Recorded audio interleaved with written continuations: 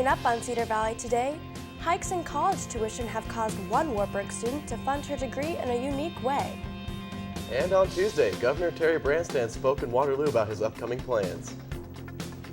And Wartburg Alliance premiered a new campaign which they hope will get people talking on social media. This is Cedar Valley Today.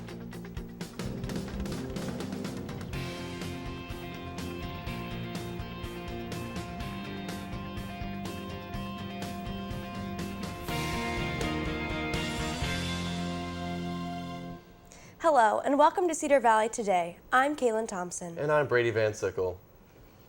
When it comes to stress in college, paying for your education takes high risk. Cedar Valley Today's Ashley Davis joins us now to tell us about what one student is doing to avoid this. Thanks, Kaylin. I got to know a Wartburg student who's using an online program to lessen the stress and the cost of going to college. A new year, new students, and yes, a higher price tag on a Wartburg education. With the cost of tuition for the 2014 to 2015 academic year being just over $45,000, what are students doing for funds? First-year student Maya Weatherall is using GoFundMe.com. My teacher in Chicago, she recommended me to make a page, and so I said, okay, I will. GoFundMe.com is a crowdfunding page which can be used for raising money for charities, events, and in Weatherall's case, tuition. I really like Wartburg, and I want to raise the money to stay here at Wartburg for my 4 years, and I am not doing any loans. So I'm raising it by scholarships, grants, and GoFundMe. So far, Weatherall has raised over $600 from GoFundMe.com. She says she's using social media to gain support for Wartburg education. She is hoping to make $10,000 to fund this year and continue that trend onto her next 3 years at Wartburg. I love it here, and I do see myself staying here for the 4 years, and just because it's a big financial number, I do have the faith that I will raise this money to stay here. Weatherall encourages other students to create GoFundMe pages to support their education. She says it's easy to set up and free to join. To find out how you can donate to Weatherall's fund or create your own page, go to www.wartburgcircuit.org. Iowa Governor Terry Branstad paid a visit to the Waterloo Victory office on Tuesday. He says he's investing in the state's education by increasing tuition grants. This will help any Iowa students with financial needs. And he announced his plans for the upcoming 6 weeks to visit all Iowa colleges and universities. The governor also introduced the state's first district nominee for U.S. Congress, Rob Blum, as well as several Republican candidates for the upcoming election.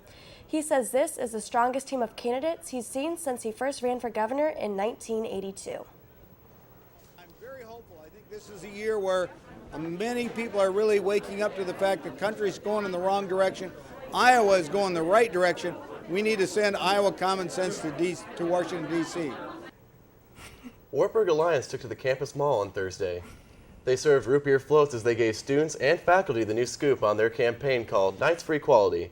Alliance is an organization on Wartburg campus that is dedicated to the issues of LGBT students. With this new campaign, Alliance is hoping to garner student interaction in a whole new way. Alliance President Kate Huffman wants this event and the campaign to help and spark involvement on campus. Knights for Equality is a new campaign that Alliance created last year and that we're implementing this year. What we hope for it to be is a hashtag used on social media and a medium for people to talk about things that they want to see happen on campus. And joining us now for our first look at weather, we have Elizabeth Jewett. Thank you, Kaylin. We are looking at another beautiful weekend this upcoming Friday. It's a great end to the week, starting out this morning at 8 a.m. with a high of 60 degrees, and it's going to warm up throughout the day with a high of 73 at noon and a high of 77 at 7. So it is just going to be beautiful. Tomorrow is going to be just as gorgeous with a high of 62 at 8 a.m. 74 degrees is going to be the high for noon, and 75 degrees is what we're looking at about 5. So it's going to be a gorgeous weekend, so definitely take advantage of it. Yeah, that's some pretty nice weather for September. It's been a beautiful fall. We've been pretty lucky so far. I know those parents with kids in sports have been really appreciating it. So. Yes. It being parent weekend, but you know, with Iowa weather, it could be snowing next week. So never know. You just take never advantage know. of it. The UAE has confirmed that its first female fighter pilot took part in airstrikes against ISIS targets in Syria. UAE Air Force Marshal Mariam al-Mansouri took the lead in conducting airstrike missions this week. Major al-Mansouri has wanted to be a top gun since she was a teen. She joined the UAE Air Force as soon as women were allowed in. It's a number that is hard to make sense of. 1.4 million Ebola cases. That's the worst case scenario predicted by the Centers for Disease Control on Tuesday. The CDC says the cases in Liberia and Sierra Leone could be between 550,000 and 1.4 million by January 2015, unless there are no additional interventions or changes in community behavior. The estimate was derived from a new forecasting tool developed by the CDC. Iowa is home to many employers, and Veridian Credit Union is one of the best. In fact, the Des Moines Register has listed the Waterloo Company the third best place to work in Iowa. Cedar Valley Today reporter Dan Hack has more on the story. Veridian Credit Union has always had its headquarters in the Cedar Valley. Now it is considered to be the largest credit union in Iowa. Veridian Credit Union has something special that employees recognize. If employees do leave, oftentimes they'll come back and they'll say, it's just different here. You know, I just feel welcome. I feel like I'm heard. How special is this place?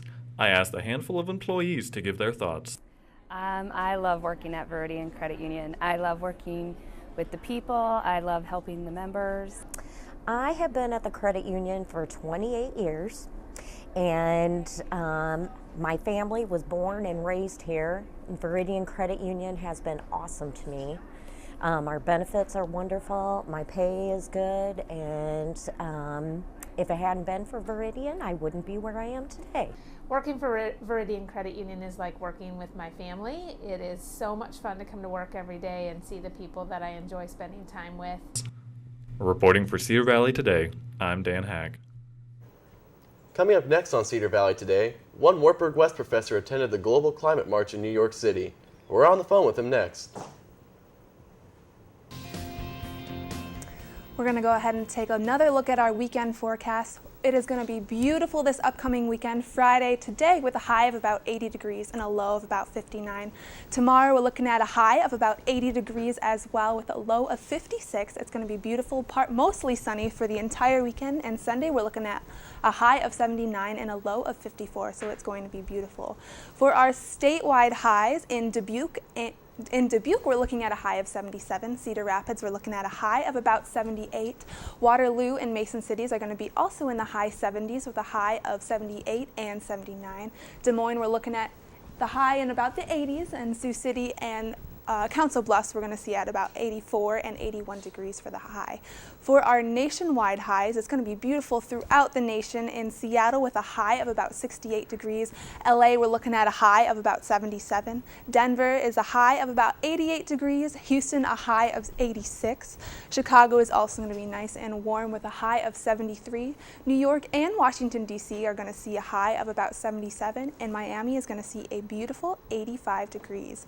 For our 5-day forecast, again, weekend is going to be gorgeous, high of 80 and 79. Monday is going to be beautiful as well with a high of 80 degrees and a low of 58. Tuesday, we're seeing a high of about 77 degrees and a low of 61. But on Wednesday, we are going to see some scattered thunderstorms, but it still is going to be a little warm with a high of 74 and a low of 51. So just make sure you bring your umbrella and prepare for some scattered thunderstorms. Back to you guys at the desk. Thanks, Elizabeth. This past Sunday, thousands of people from across the globe staged a political march to urge political leaders to take action in regards to climate change. One of those participating in the New York March was Wartburg West Coordinator Nelson Bach, who joins us live from the phone from Denver, Colorado. Nelson, good morning. Good morning to you. How are you doing today? Just great. It's a beautiful morning in Denver. Well, good to hear that. Well, first of all, tell us, for example, what was the march like for a march of this magnitude? I really never participated in anything quite like this before. Nobody really knew what to expect. The organizers of the march, 350.org was an organization started by Bill McKibben, who wrote the first popular book on climate change back in the 80s. And they had called for this march in order to send a message to the leaders of the world who are now meeting at the United Nations.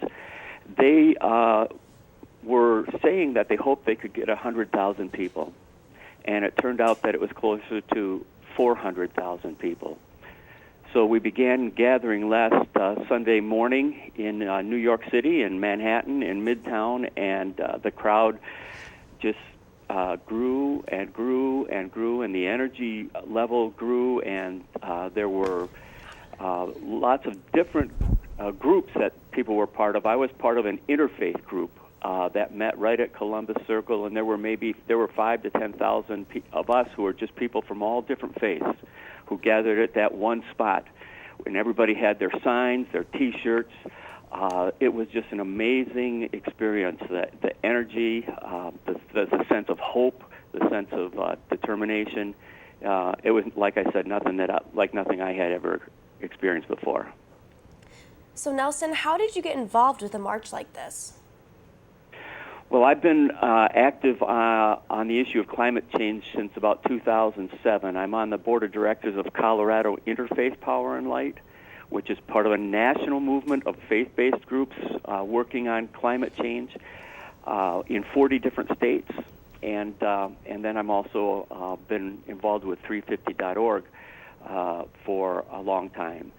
And I became really concerned back in 2007, just when I started learning about the issue of climate change and how our energy consumption is driving that phenomenon.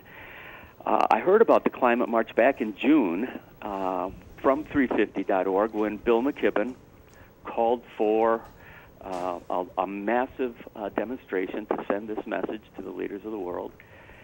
And decided at the time that if there's any way I could be there, that I wanted to be. I had a sense that this was going to be a very pivotal moment, and that we needed to be able to send a very loud and clear message. All right. We appreciate your time, Nelson. Thank you for joining us this morning. All right. Thank you. To learn more about the impact from the People's Global Climate March, log on to the wartburgcircuit.com. And coming up next on Cedar Valley Today, we'll talk with the Waterloo minister who has started a new program to help decrease crime.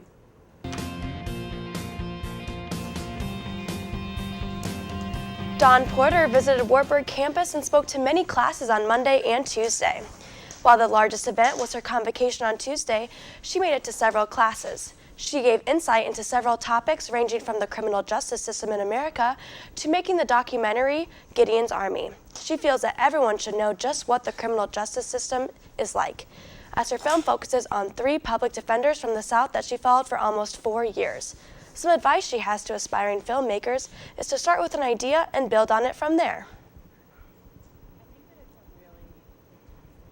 For people who care about different issues and have an opinion about them to engage with this kind of creative process.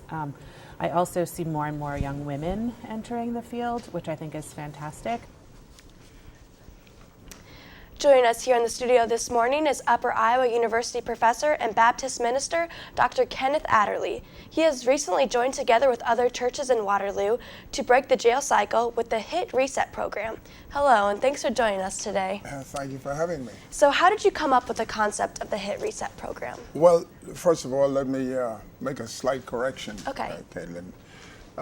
I was a professor at Upper Iowa for 7 years. Okay. Well, actually, closer to 8 years, after I was called from the University of Memphis to teach at Luther College for a year as a sabbatical replacement. And when that was over, Upper Iowa engaged me as a history professor before leaving the state. Okay. But I am no longer a sitting professor. I'm just called now, adjunct. You know that term. Yes. Where you teach one class or you teach a distance ed class, and that's what I'm doing now. Okay, so awesome. I'm a former Upper Iowa professor or assistant professor of history, and I teach 2 courses now in what is called the extended university as distance ed. Yes. That I've been teaching from the year 2000. So it's been 14 years now that I've been doing that. And you want to know what? So how did you come up with the Reset program? Oh, well, in my earlier years, I became a chess player when I was at the United Nations as a young man working there. And I took chess to the Bahamas and started a chess team. So I'm familiar with my idea that when you lost a chess game, you got to reset the pieces if you want to play over.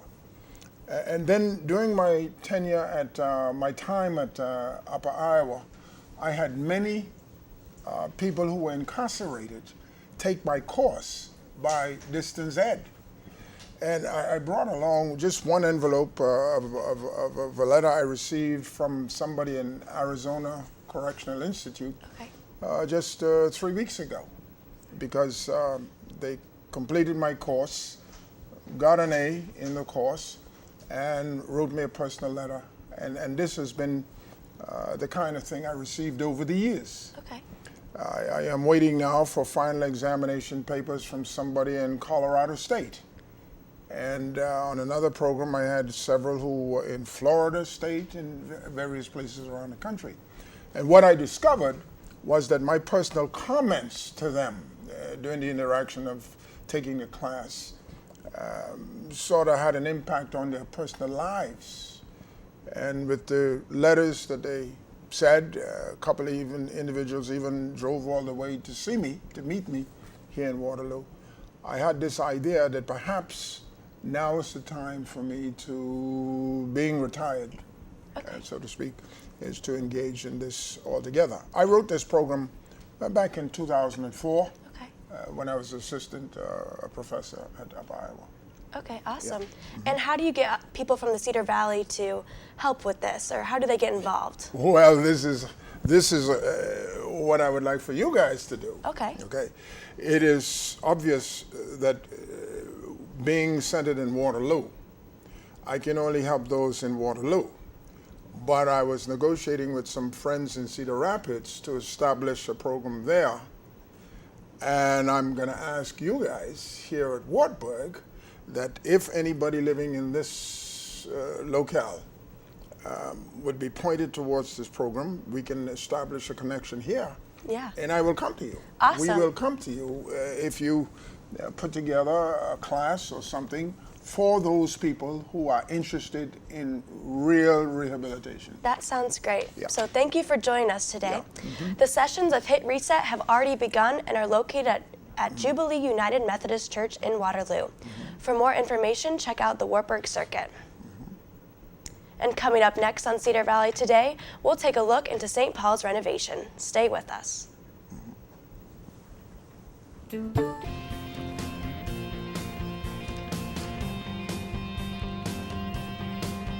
Joining us now is Cedar Valley Today reporter Alyssa Kozak to discuss one of the renovation projects in Waverly community. Thanks, Brady. Waverly is experiencing a lot of construction throughout the town, and one local church is joining the craze. After 6 long years of planning, St. Paul's Lutheran Church's renovations have finally become a reality. The renovations will provide the congregation opportunities for their ministries. The other reason was that we lack adequate hospitality space.